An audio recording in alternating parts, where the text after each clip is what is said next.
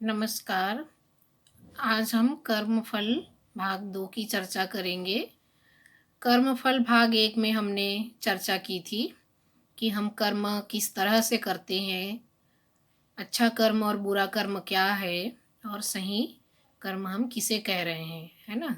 तो इसमें हमने देखा था कि कर्म करने के तरीके कैसे होते हैं, है ना? तो कर्म करने का मतलब क्या होता है कि हमने जो कुछ भी किया अपने जीवन में, है ना? हम जो कुछ भी करते हैं, वो क्या करते हैं, है ना? उस करने के पीछे हमारा ध्येय क्या रहता है और उस हमारे करने से किसी को नुकसान हो रहा है, फ़ायदा हो रहा है या हमको नुकसान होने वाला है ना? हमारे हित में है कि नहीं, दूसरों के हित में है कि नहीं।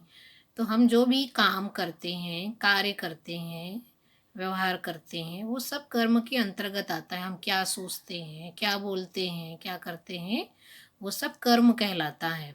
तो हम जो कुछ भी करते हैं उसका फल मिलता है। इस रूप में कर्म के सिद्धांत को, कर्म को पहचाना गया है। इसीलिए हमको, मनुष्य को कहा जाता है कि अच्छे कर्म करो, अच्छे फल भोगोगे।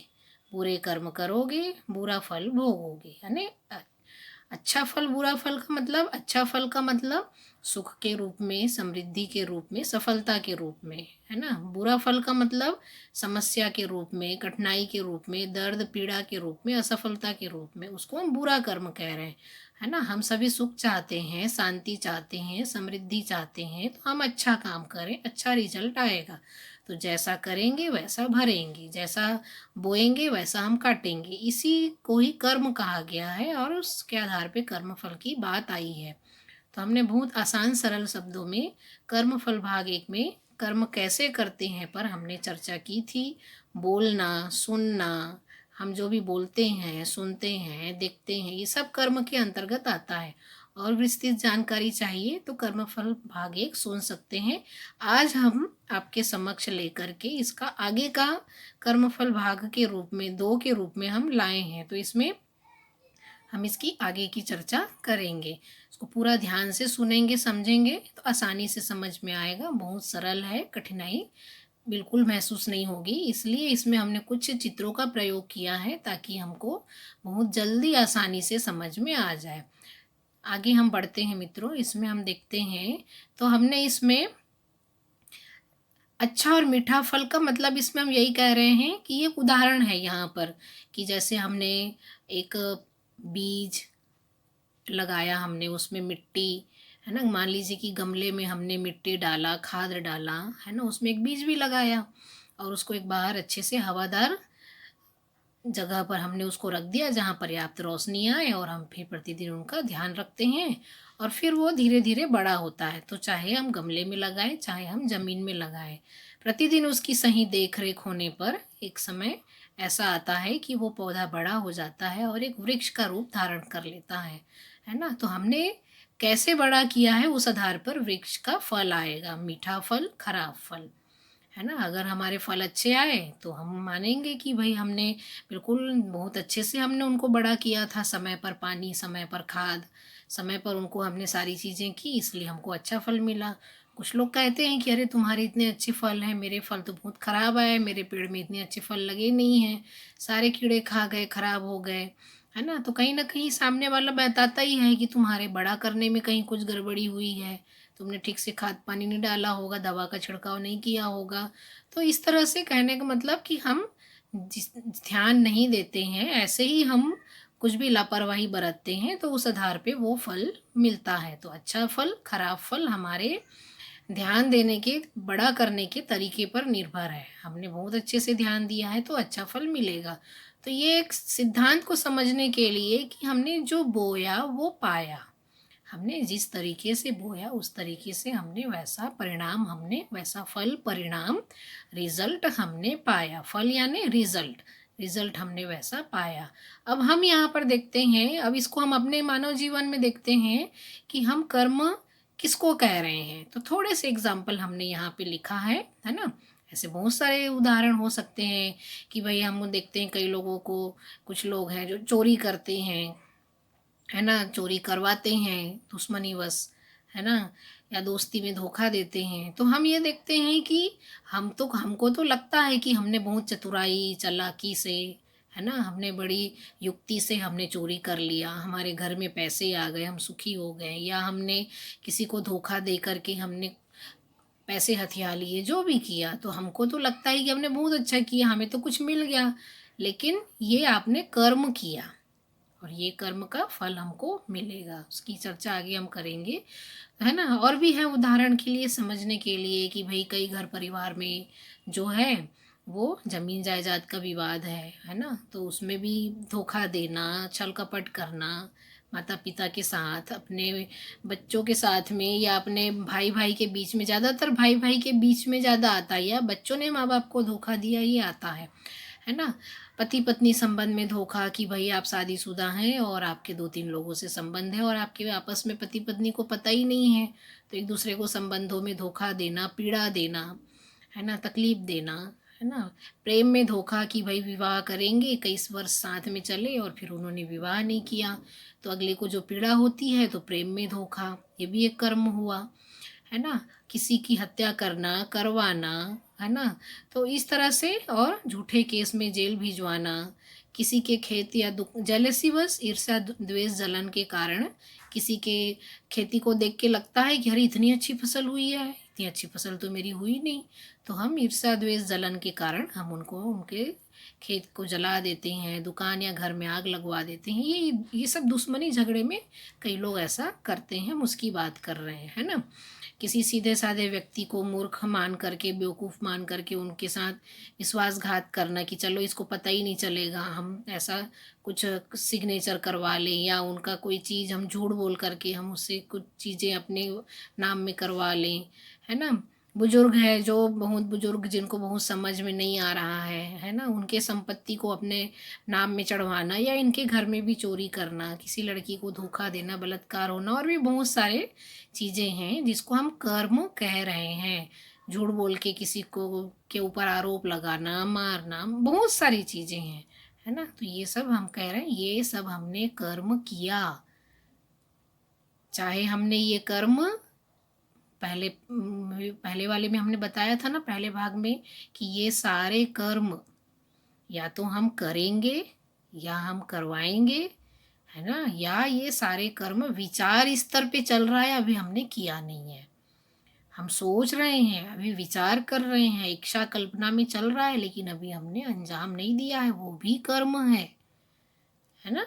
तो जैसे मैंने कहा ना, किसी से साँप मरवा दिया, मैंने नहीं मारा, लेकिन तुमने करवाया, तुमने सोचा, इसमें तुम्हारा ये कर्म ही हुआ, ठीक है? इसमें फिर हम देखते हैं कि हम जो भी कर्म करते हैं, वो फल के रूप में हमको किस रूप में मिलेगा, है ना? तो जैसा हम कर्म करेंगे वैसा हमको फल या तो इसी शरीर यात्रा में मिल जाएगा, या कुछ शेष भोगने से रह जाएगा, वो हमको आने वाले शरीर यात्रा में हमको ज़रूर मिलेगा, है ना? तो इसी शरीर यात्रा में मिल सकता है ना? कभी हमारा अचानक इतना बड़ा नुकसान हो जाता है व्यापार व्यवसाय में, या हमारे बहुत अच्छे हँसती खेलती ज़िंदगी बिखर जाती है ना? तो ये, या हमको आर्थिक हानि हो गई, या मानसिक पीड़ा मिल गई, बीमारी, रोग, झगड़े, ये जितने भी हैं, ये सब हमारे कर्मफल हैं।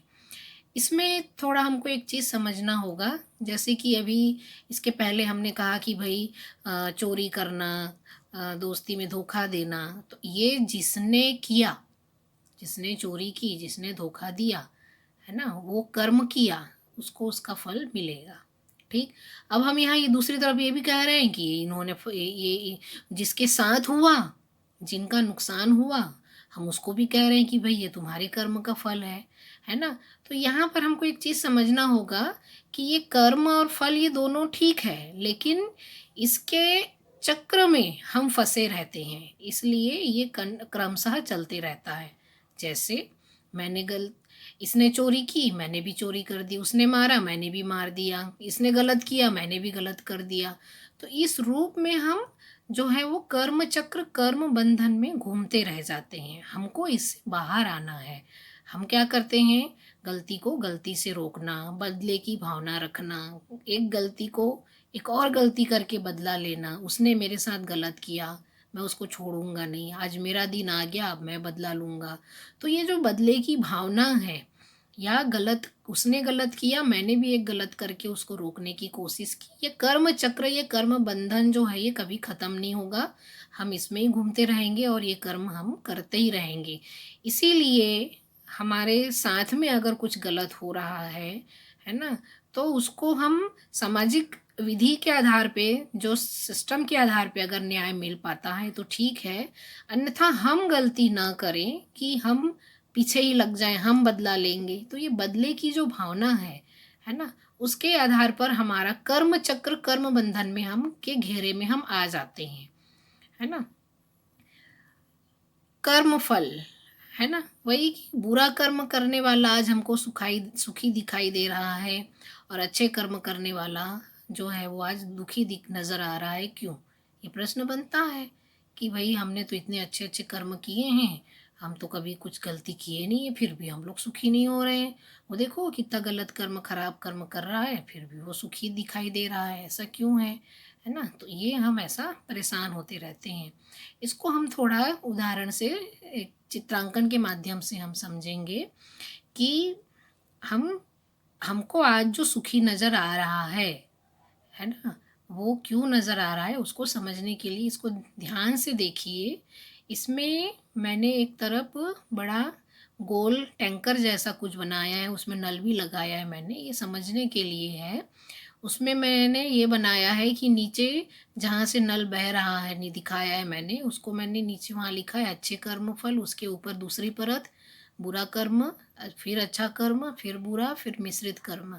ऊपर में एरो है कर्म फल एकत्र होना, उसके पहले है नया कर्म करना। तो जैसे ये व्यक्ति खड़ा है, ये व्यक्ति नया कर्म किया, उसका फल जो है वो उसके पात्र में इकट्ठा हो रहा है ना? अब उन्होंने अच्छा कर्म किया, बुरा कर्म किया, अच्छा कर्म किया, बुरा कर्म किया, ये सब वही भोगेगा। अच्छा कर्म किया, अच्छा फल भोगेगा, वो बुरा कर्म किया है, वो बुरा फल भी भोगेगा, दोनों किया है, दोनों भोगेगा। तो जो जितनी मात्रा में जैसा वो कर्म किया है, वैसा वो फल भोगेगा ही। तो यहाँ पर ये जो व्यक्ति खड़ा दिखाई दे रहा है, उसका मतलब कि ये नल से पानी गिर रहा है का मतलब, चित्र से समझाने का प्रयास कर रहे हैं हम कि अगर हमारे पात्र में जो डलता गया है, अच्छा बुरा वो परत इकट्ठी है, उसमें से वो परत दर परत हम भोगेंगे। नल से पानी गिरने का मतलब कि वो फल भोग रहा है।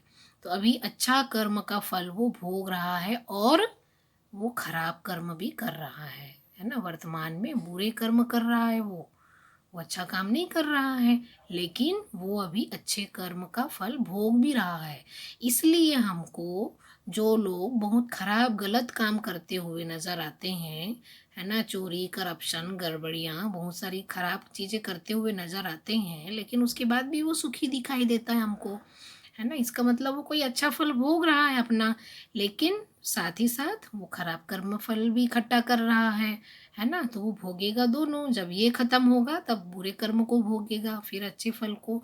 लेकिन कर्म फल भोगने से कोई बच नहीं सकता, ये नियम है ना? तो ये हुआ चित्र के माध्यम से, ठीक है? सुखी दुखी होना। अब आगे हमारा लक्ष्य क्या है? हम लोग वो जो ये जो पहले जो हमने देखा, ये हमारा कर्म चक्र ही है, कर्म बंधन ही है, हम इसमें घूमते रहते हैं। हमको करना क्या है? ऐसे ही हम लोग सुखी दुखी होते रहेंगे? नहीं, हम जितने भी नए कर्म करें, अच्छे कर्म करें, नया कर्म, अच्छा कर्म, नया कर्म, अच्छा कर्म, नया फल, अच्छे फल, अच्छे फल, अच्छे फल। अच्छा कर्म किया, अच्छा फल मिला, हमारे पात्र में अच्छे फल आ गए। हमने नया कर्म किया, अच्छे फल अच्छे कर्म किए, अच्छे फल पात्र में आ गया। तो धीरे-धीरे क्या होगा? हमारा पूरा जो पात्र है वो अच्छे कर्म फल से भर जाएगा। तो फिर क्या करेंगे? हम जो फल भोगेंगे वो सुख ही सुख भोगेंगे। तो हमारा जो लक्ष्य है, उद्देश्य है, यही है कि हम अच्छे कर्म करें। अच्छे कर्म का मतलब मैं ऐसा कर्म करूँ जिससे मेरा शरीर भी स्वस्थ रहे, मेरा दिमाग भी खुश रहे, मैं भी खुश रहूँ, मेरे साथ में रहने वाले भी खुश रहें, मेरे आस-पास के लोगों को भी मैं तकलीफ़ ना दूँ, मैं खुद का भला करूँ, दूसरे के बारे में भी अच्छा भला ना भी कर पाऊँ, लेकिन दूसरों के बारे में अच्छा भी सोच पाऊँ, है ना? इस तरह से हम अच्छे कर्म करें, हम किसी को तकलीफ़ ना दें, है ना? कहते हैं ना कि किसी की मदद नहीं कर सकते तो उसे तंग भी मत करो, है ना? तो इस तरह से हम झूठ, कपट, छल के भरोसे ना रहें, हम अपनी मेहनत के आधार पर, हम अपने कर्म के आधार पर, अपनी मेहनत के आधार पर हम अपना फल भोगें और आगे बढ़ें। अभी सबसे ज़्यादा बड़ी समस्या अभी यही है कि लोग सुखी होना चाहते हैं और सबने ये मान लिया है कि सुखी होने के लिए बहुत सारा पैसा चाहिए। केवल पैसा होने से हम सुखी हो जाएँगे, इसलिए सारी गलतियाँ करते हैं, है ना? चोरी करना, प्रॉपर्टी में धोखा देना, पैसे के लिए झगड़े करना, छल-कपट करना, ये सब क्या है?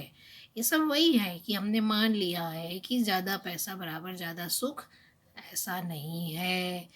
जितना हम समझदार रहेंगे, जितना ज़्यादा अच्छा हमारा विचार रहेगा, व्यवहार रहेगा, हमारा जो सुख का आधार है, वो हमारी समझदारी भी है।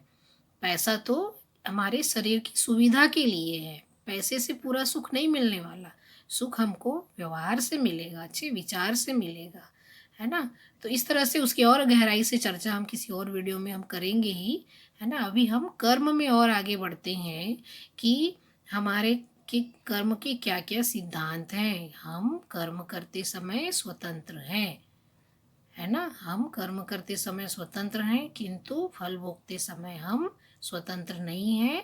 हम क्या भोगेंगे ये परिणाम हमारे हाथ में नहीं है। इसलिए हमारे हाथ में क्या है? कर्म करना। तो हमको अच्छे कर्म हमको करना है, तभी हम जो है वो सुखी हो पाएँगे। तो हम क्या करें?